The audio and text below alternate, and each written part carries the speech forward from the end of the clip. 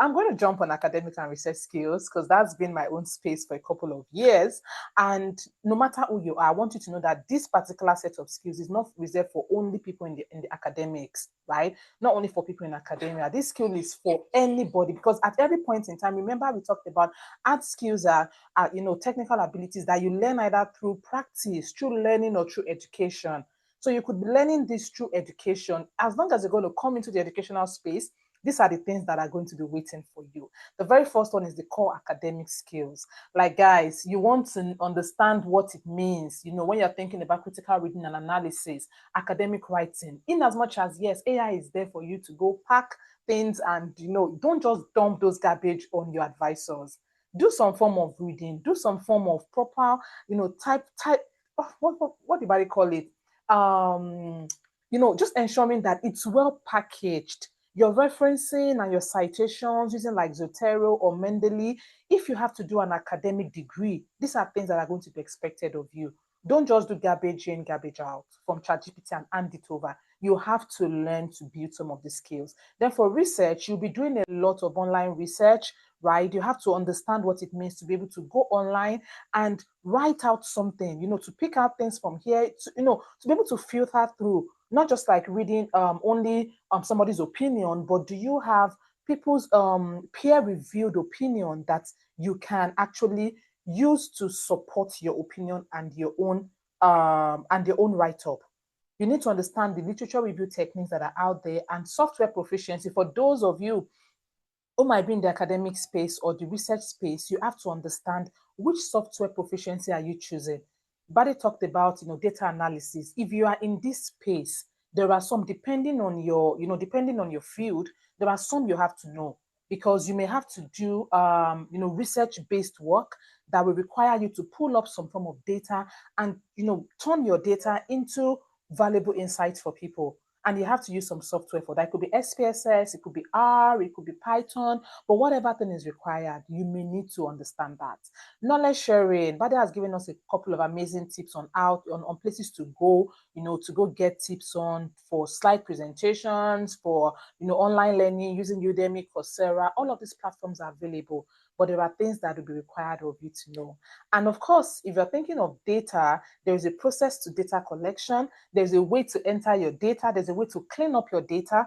There's a way for, there's something called basic statistics. We're not even talking about the gym statistics, just the basics. You get data here and you're able to translate that data into something that that someone is not in your space can literally understand.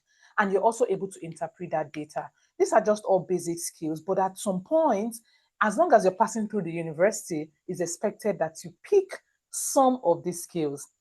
You understand that? All right. And how can we build them? Where can we build them? Bade is going to talk to us about some of the, the extensions that we can use. I particularly love Google Scholar extension, Chrome extension, even this Zotero, Mendeley, Paperpad. These are all extensions because I'm in that space that I use on my Google Chrome, and they make my life so much easier. So if you're someone who loves this space, you want to look for things that can simplify your life. You understand? And then using using a couple of tools to learn, apps, Coursera, Udemy, edX, they are all amazing places. And there are also ways that you can build them. You can learn to teach things to people. You can push yourself to say, okay, if I'm in this space, if I'm maybe like passing through the university for my education, I'm currently a student or doing my master's, I'm going to challenge myself to at least apply for a fellowship or a scholarship yearly, because the process of writing or putting together proposals, it sharpens you one way or another. And you can't run away. Don't always just contract out your data analysis to someone. Find a way to practice, turning data into something meaningful in your daily life. It's really, really going to help, because I believe that there is no field you're in that you will not have to do a little bit. It doesn't have to be so much of what the big data thing, but you have like figures, you have numbers, and these numbers needs to be converted to figures. Just those very basic ones. It's very, very important that we learn how to do that. And I'll move on to the next one, which is like the creative skills. This particular creative skills, right? There are so many, and it feels like in Nigeria now, or this part of the world, in Africa, everybody's just shouting, oh, it seems like this is the only skill that is selling. And if you don't have it, you're wondering, do I even have any skill? That's the reason why we're spotlighting these 7 categories for you. You have skills, but perhaps you're not even using your creative skills yet. But I'm so sure that everyone has it one way or another. Yours could be digital art or visual creation. Maybe you're very good with photography or editing, or you love to do video content creation, or you have an eye for interior decor and design. That's creativity at its peak. Maybe you're the kind of person who likes to do like voiceover, podcasting. See, you just need to be able to enter a room, and when you get asked about what skills do you have, come back to this list and begin to write it out. Oh, I have skills in storytelling and audio and media management. These are skills. There are some people who are so good in storytelling and scripting that they write captions for people. It could be blogging or medium writing. If you find yourself having some form of passion in those spaces, you can definitely pursue them and then use them to earn, to serve, to grow, to lead. And of course, digital writing, people who do copywriting and caption writing, content planners. So people they have the gift of planning content. And say, whenever we're talking about content, just remember one of the things that Bade talked about, that your space is important. So when you're thinking content, some people just only think it's only maybe when you are dealing with social media management. You could be writing content for for kids, educational resources. You could be creating content for adults, for single moms, for the widowed. There are so many things. You just, as Patty said, just find your niche and stay right there and keep upskilling in that niche. But don't just remain and say, okay, this is it. Some people are very good. You see some people that do content with meme and comedy. Even sometimes I watch and just laughing. I'm like, oh my God, this is ridiculous. This is hilarious. That's digital writing, because somebody would first have to do the writing and then pass it on to the person who turns it into a video content. Then sound and reading. Some people just have the ears for music. They can create music, do some beats, do this, do that, editing. They can even, the kind of sound that they use for ads.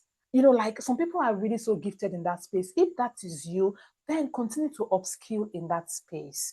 But creative skills is not only reserved for those in the arts. Everybody, each one of us can bring out that creativity, just to figure out exactly which one do you have and then amplify it the more. Use it the more. The more you use it, the more it comes out. And what are some of the tools, I mentioned already? Expose yourself. I feel like that's like the biggest thing. Sometimes our mental playground is sleepy. It's so asleep. You need to expose yourself to things that will wake you up. It could be, oh, okay, there are content that you watch that just inspire you the more. The more you expose yourself, the more you fall your mental playground. And there are so many tools. Some of these tools are really, as Badi said, she has given us a list of places to go and get lifetime access. Those lifetime access are the way forward, though. Don't go and be buying one. Lifetime access, good to go. But experiment. Try some of. Don't say, oh, I'm not a techie person. I'm not a this person. Learn. Jump on it. Learn. In fact, set a goal for yourself. Okay, in this creative skills section, I don't seem to have one I can lay claims on, and I want to learn one before the end of this year. And then document ideas. Ideas will keep flashing and coming. Document them.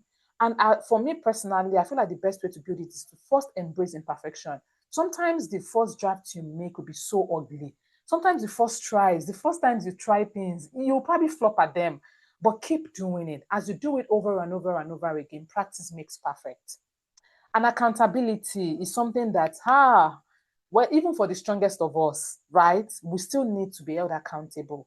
So you can join a challenge that can help you, inspire you to want to do more. And, just literally give yourself that permission to say, I'm going to create and I'm going to share. Like, there was a time I joined a challenge for, I think it was 10-day challenge. Oh my God, it stretched me so hard.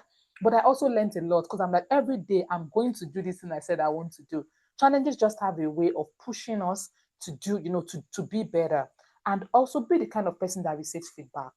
What content has helped you? What content for me is working? Which areas do I need adjustment? Be that person who is open to feedback.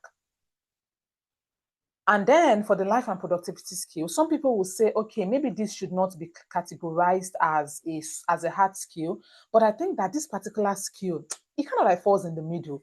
Like, yes, you might not be able to see it, but you can see if somebody is actually using it. Like you can see, you know that, okay, this person, they are down on this life and productivity skills, right? Time and task management. How are you able to prioritize? How are you able to manage your time yourself? Manage your energy, manage your events. Goal planning and execution. How are you able to create actionable plans? How are you able to say, okay, in the beginning of the year, I set this goal for myself, and this is what I'm going to do to build consistency, and this is how I'm going to track my goals. Financial literacy, saving, budgeting, investment, these are all things given, all things that we need to be aware of and we need to build. These skills don't jump on us. We build these skills until they become a part of us. Leadership skills, you have to give yourself to being a lifelong learner. Okay, if you can learn digitally, if you can learn online, if you can learn in person, figure out, because the more you learn, the more you are sharpened. Remember, God gives the vision, but we still have to sharpen the tools. When you lead small teams or you lead groups, you become better off. Facilitating meetings, they just call you and be like, please, you're going to be in charge of leading this. And you're like, I cannot. Task yourself and say, the ground is not going to open and swallow me. I will do this one and I will not falter. That's how you build some of these skills. And there are a couple of ways, a couple of things you can use to build these skills. Task managers, life managers, app managers, like whatever. Even if it's just a paper budget, you can use that. You just have to figure out what works for you. One thing I always like that we do in the academy is that we give you a lot of options, but it's not up to you to say, okay, I tried this one, it's not working, I'm trying this one, but I feel like this one is me and I'm just going to stay right here. But feel free to explore, because if you don't explore, how will you eventually figure out what is the best fit for you? And I always say, like, planning ahead is good, having habits and developing systems that work, keeping trackers, reviewing what has worked and what has not worked will help you to know if you're actually building the skills or you are still struggling. So that brings us to the end. I know that we've taken so much time in this particular session, but I believe that all the things that we've talked about, right, they are things that we will not forget in a hurry. So I want us, as usual, we always do our session activity and discussion. And so I want us, the first thing we're going to do is to write down 3 art skills that you believe. You can put in the chat box now. 3 art skills that you believe you already use so well. Like, you can use them by category, or you can just mention them if you know them individually. But I want to see those art skills that you know you use so well. Put them in the chat box and I want to read from you. And as you do that as well, think and begin to write down maybe one art skill in each category. Maybe you see that, okay, in this category, I seem to have none. This is 0 in this category, maybe in life and productivity, or in creativity, or in entrepreneurial, and I want to commit to building this particular skill, and this is how long I'm giving myself. Maybe your time frame can be like a month, it can be 3 months, it can be 6 months, it can even be a year. But whatever it is, I want you to write down